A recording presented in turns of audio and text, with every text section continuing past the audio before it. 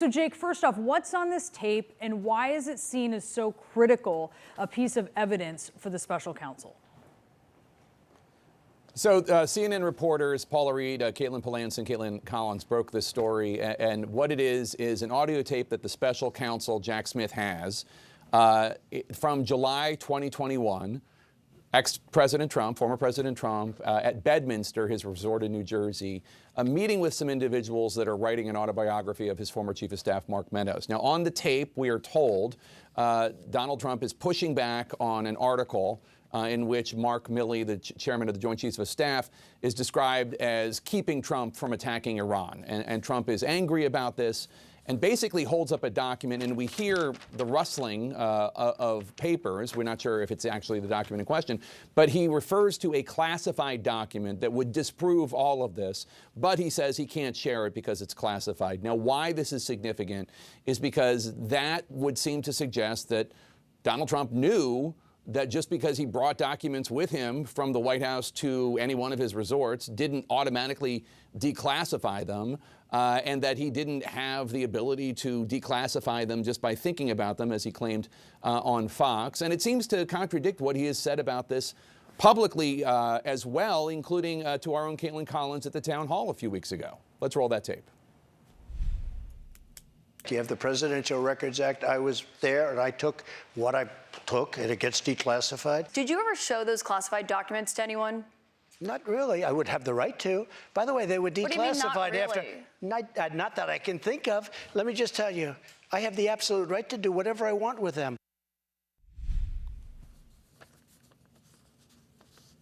So that would seem to contradict that. Now, we are going to talk to Donald Trump's former attorney, Tim Partalori, about this. Coming up on the lead, he was with the Trump legal team until just a couple weeks ago. So we're going to talk about this and see what his response is. Brianna? Yeah, and that's going to be so interesting. We'll be staying tuned for that on the lead coming up here at 4 o'clock. Jake Tapper, thank you so much for being with us. Jim? All right, so legal concerns aside, what kind of national security risk is it for a document such as this to be potentially out in the open like that? CNN military analyst, retired Lieutenant General Mark Hertling joins us now. So what we know of this document, General, is that it detailed plans, an Iran attack plan, classified material. You've dealt with classified material, commanding forces in the region before. What is the national security risk of having that outside of a secure location? Well, first, Jim, I'm glad you started off by saying outside of the legal implications of all this, because that is a whole different story. What I'm most concerned about as a user of classified information is how much this gives our enemies, how much the potential is for not only waving these documents around in a room with reporters who are writing a book, but also the potential for the president to just have these documents in a friggin' golf clubhouse. That's the thing that just is amazing to me. This is nowhere near a SCIF location where classified documents are held. He's sharing it with others, in this case, reporters, but who else has he shared it with? And what does it have inside of these paperwork? Allegedly, it has to do with snapping back at General Mark Milley because of some things he recommended in terms of an Iranian contingency plan. If it was that, this is dialogue between the chairman of the Joint Chiefs, the senior military advisor, giving potential recommendations for use of military force against a potential opponent. Now, friends are interested in that, and much more importantly, enemies are interested in that. So if this document is just lying around, it's just indescribably bad as far as I'm concerned. So let me ask you, especially given you've commanded forces in the region under threat, how would U.S. service members deployed in the region feel about that sort of information not being protected, given that information could conceivably impact their own safety? Yeah, well, it signals a move or many moves or contingency operations or plans. When the president was asking General Milley to help, as outlined in some of the articles written up during that period of time, the chairman of the Joint Chiefs comes back with different options. all of the options put Americans in harm's way.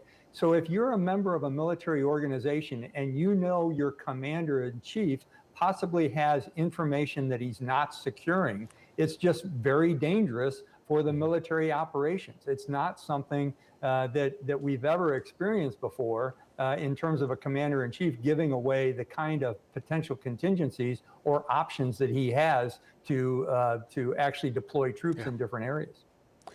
So another thing we've learned from the ongoing repercussions of the Discord leak, this airman who was sharing classified documents on Discord, the Washington Post reports that Pentagon documents from that leak showed that Iran plans to increase attacks on U.S. troops in Syria.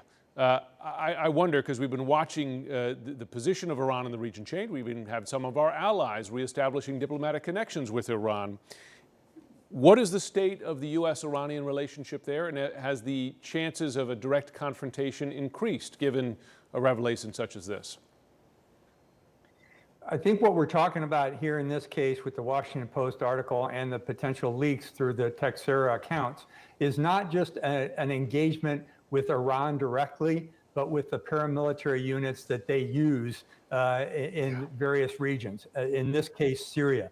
The thing that got my attention, truthfully, Jake, in this article by the Washington Post this morning was an increase in the use of something called EFPs, explosively formed penetrators. This is a type of improvised explosive device that, truthfully, our troops, my troops, when we were in Iraq, experienced as Iranian militia came across the border into Iraq and used these. These are extremely dangerous weapons. They're much more deadly than a typical IED. They can penetrate a couple of inches of armor. And we, truthfully, during a period of time when Iranian militias were using these AFPs in Iraq, we saw more casualties than we had just simply from IED.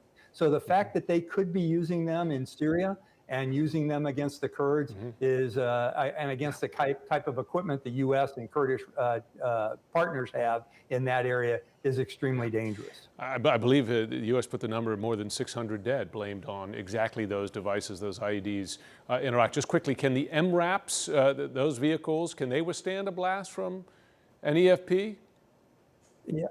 Yeah, that's the interesting part. They can't.